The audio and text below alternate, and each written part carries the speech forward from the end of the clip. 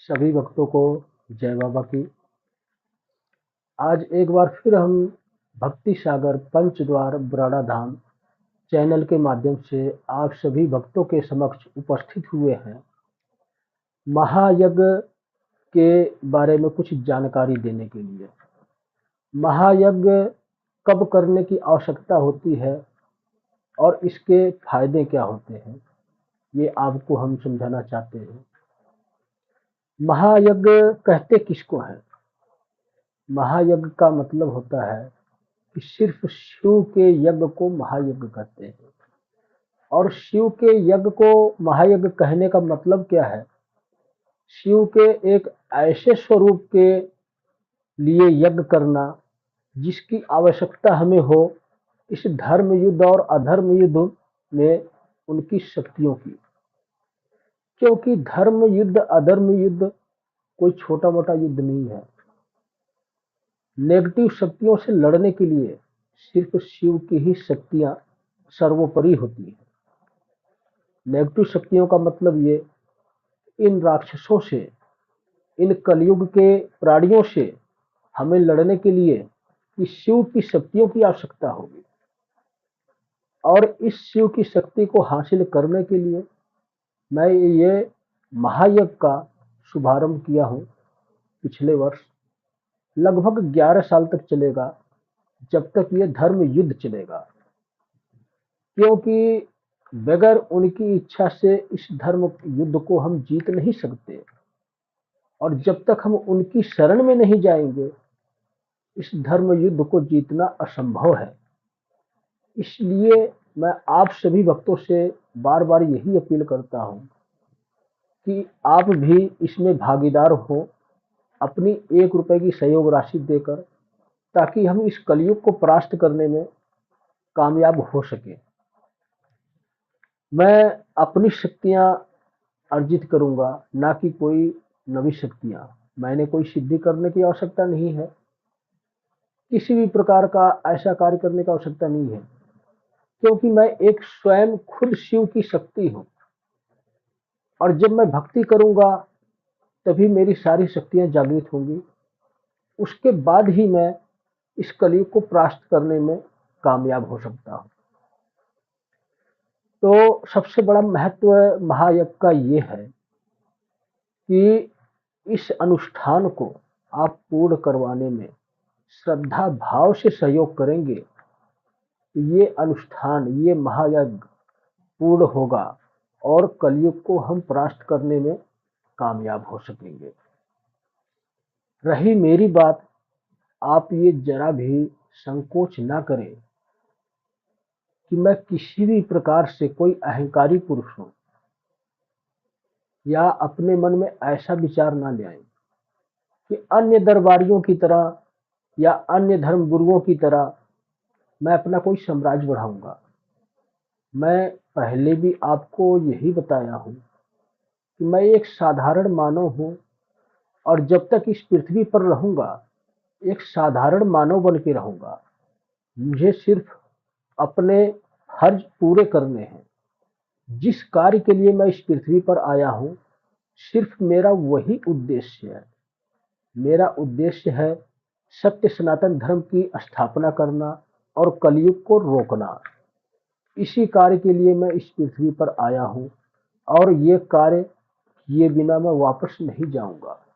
चाहे कोई अपने आप को कितना ही बड़ा शक्तिमान क्यों ना कहता हो, चाहे वो कोई धर्म गुरु हो, चाहे वो कोई दरबार लगाने वाला हो, चाहे वो कोई तांत्रिक हो, चाहे कोई अघोरी हो, हर किसी को मेरी ये चुनौती है, जो मुझको रोक सकता है रोक कर दिखाए। क्योंकि मैं एक शिव भक्त हूं, और एक शिव की शक्ति हूं, और एक शिव का दास हूं। इस जीवन में एक साधारण मानव हूं, लेकिन ये तीनों शब्द कहाँ यूज होते हैं आपको मैं ये भी समझाना चाहता हूं। आप ये ना सोचें कि किसी भी व्यक्ति या किसी भी इंसान को या किसी भी धर्म गुरु को मैं अपनी शक्ति का एहसास करा रहा हूं। मैं एहसास करा रहा हूं कलयुगी शक्ति को। जो भी इंसान, जो भी व्यक्ति इस कलयुग की शरण में चल रहा है, उसके लिए ये खास चेतावनी है मेरी। अब भी समय है, अपने मार्ग को बदल लो, क्योंकि मैंने समय सीमा निर्धारित कर दी है। सिर्फ 3 से 3.5 साल का वक्त मुझे लगेगा। बड़े बड़े अधर्मियों, धर्मगुरुओं और दरबार लगाने वालों के लिए ये 3 लोग पहले टारगेट पे मेरे नंबर पर हैं। सबसे पहले मैं इनका साम्राज्य समाप्त करूंगा। अगर इन्होंने समय से पहले अपना रास्ता बदल लिया, सही रास्ते पर वापस आ गए, तो उनको क्षमा 100% दिलवाऊंगा। इस जीवन में जितने भी पाप किए हैं सब माफ हो जाएगा और सच्चाई की मार्ग पर चलें, सत्य सनातन धर्म की स्थापना करवाने में अपना सहयोग दें, क्योंकि हमारा हिंदू धर्म ही एक ऐसा धर्म है जो कि सर्व महान है। इसी से ही हमारे सनातन धर्म की उत्पत्ति हुई, इसी से ही हमारे सृष्टि की रचना हुई, इसी धर्म से ही अनेकों धर्म का निर्माण हुआ है और सारे धर्म हमें ईश्वर के पास ही लेके जाते हैं। जिस धर्म से जो जुड़ा हुआ है वो उसी धर्म के हिसाब से चलेगा। मेरा कहने का मतलब ये नहीं है कि इस दुनिया में अनेकों धर्म हैं, किसी भी धर्म की बुराई करना। मुझे अधिकार है, तो जिस धर्म में मैं मेरा जन्म हुआ है उसी धर्म के अनुसरण से ही हम मुझे चलना चाहिए।